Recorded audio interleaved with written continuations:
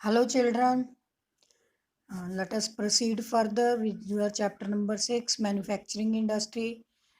And today I hope we'll complete this chapter. And we have left till now till iron and steel industry, that is the backbone of all the other industries of the economy.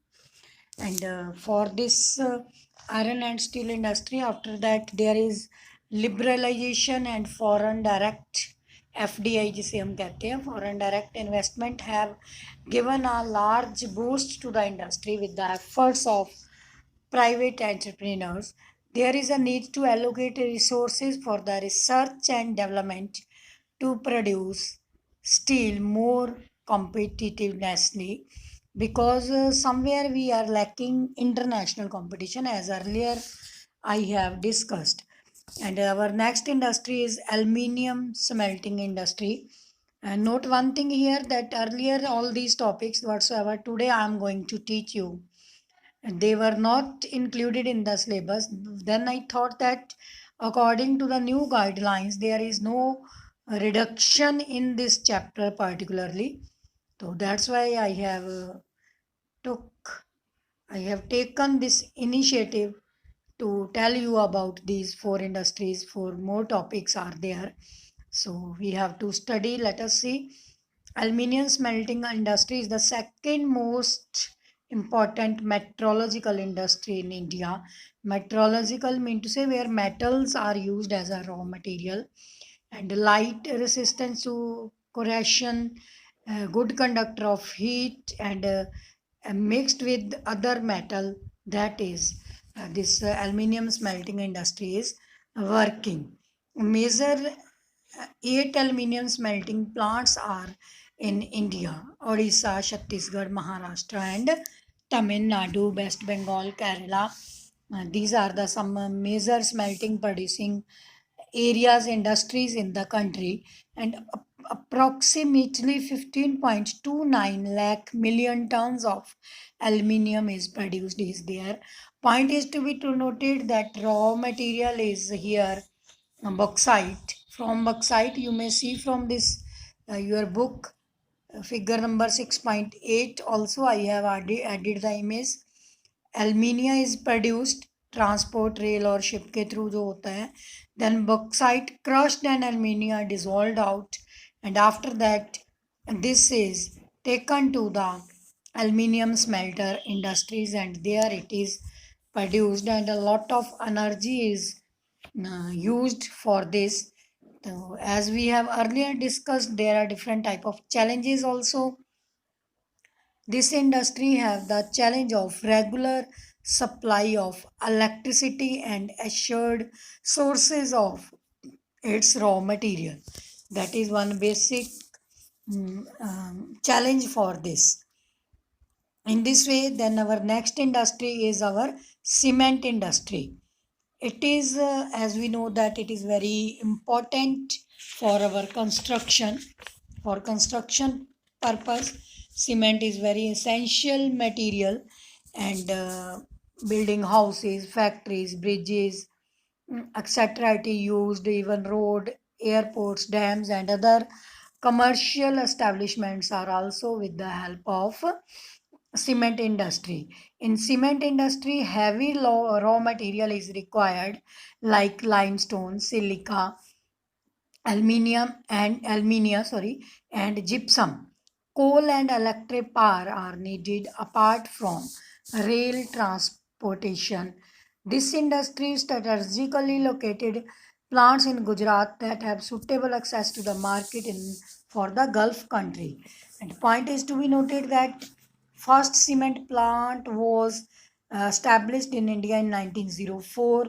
After independence, this industry expanded more and more, and since 1989, some other policies were also implemented to make some improvement in this industry, because we know that this industry causes a lot of pollution, because when coal burns it produces smoke as well as ashes, that mixture with the environment and control different type of pollution. And there are 332 mini cement plants in the country. Like in iron and steel, we have studied there are two type of plants: integrated plants and mini plants. These are applicable in the cement industry also, because one is that raw material ash is used, that is taken from thermal power plants, and another is limestone and silica that is used. And for this gravel particles, stone like particles are to be crushed to make its piece, and we can say in form of powder, to increase the density of this limestone and silica. When they are mixed up, their we can say density, their intensity is to be, compression power is to be increased. It is somewhat scientific terms, you may understand. And whatsoever controls have been done till now, that is decontrol of price and distribution, increase the capacity of the industries to produce more and more cement, because its demand is increasing day by day, and doing well in the terms of production as well as in the idea of export is needed. So I would like to mention here, improvement in the quality has found a produce a really available market in the East Asia, Middle East, Africa, and South Asia, apart from the demand within the country. Yes, dear student, this is all about cement industry. Next, we are going to start about our automobile industries. Automobile industry here doesn't directly mean to mobiles. Take care, please. It is regarding truck, buses, car, motorcycles. You may even add cycle also here. And these industries are having multi-utility vehicles manufactured in the various centers of India. After the policy of liberalization, I try to show in the diagram also, then competition and growth of industry, it has given a lot of profit to the GDP of the country as well.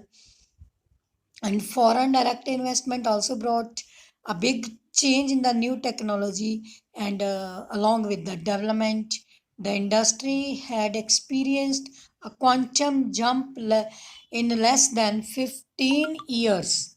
Less than 15 years. And different type of units are there. Major units are, its industry are set up in around Delhi, Gurgaon, Mumbai, Pune, Chennai, Kolkata, Lucknow, Indore, Hyderabad, and Jamshedpur and Bangalore.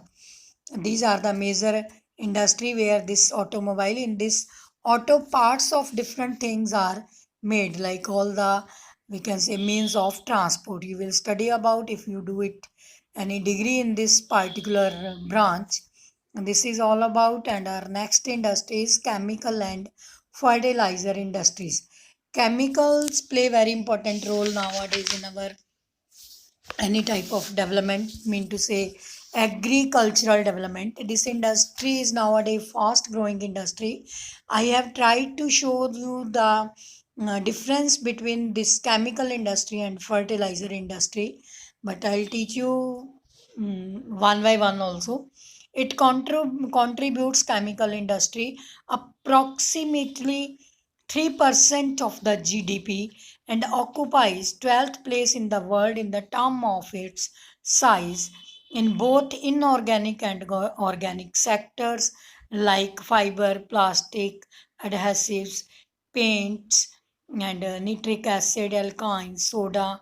Ash is also used, some type of detergent, paper are also from these industries we take, and these industries are widely spread all over the country. Further, it is categorized into organic and inorganic.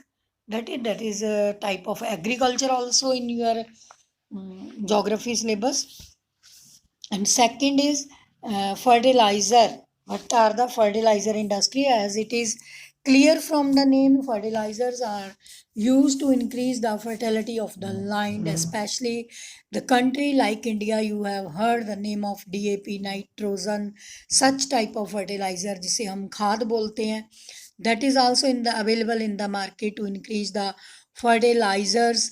And during green revolution, it waste juice was increased very much, because HYV seeds were also introduced there.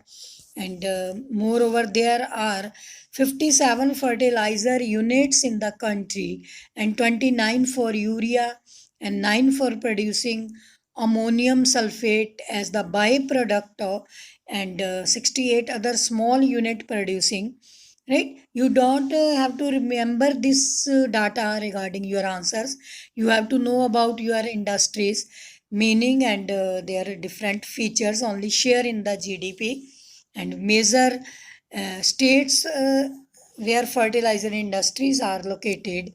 After the green revolution, it was Punjab, Uttar Pradesh, Tamil Nadu, Gujarat, Kerala also in this category. Some other produces are there: Rajasthan, West Bengal, Delhi, Madhya Pradesh and Karnataka also come in this category. And very, very important nowadays, next industry about what I am going to talk.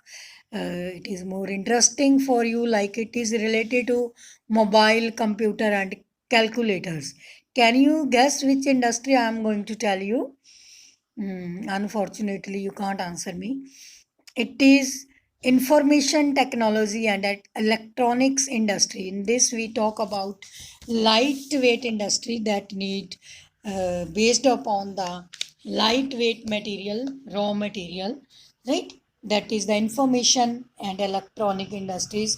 Here, it is wide range of products, calculator to computer, all the things in this. There, Bangalore is called as the electronic capital of industry. Why it is called like that? Because it is the hub of all the things, other whatsoever, pager, cellular, telephone, radars, whatsoever we can say, parts, silicon parts are produced, everything is produced in Bangalore. And only Bangalore encourages 30% people of IT sector are engaged over there only. Further, it has increased the outsourcing income also in the form of BPO and KPO. Mean to say business processing unit and knowledge processing unit also in this category. You will study about in your higher classes. And this is all about this. And along with this, I have tried to show you one map regarding, that is the technological parks are there.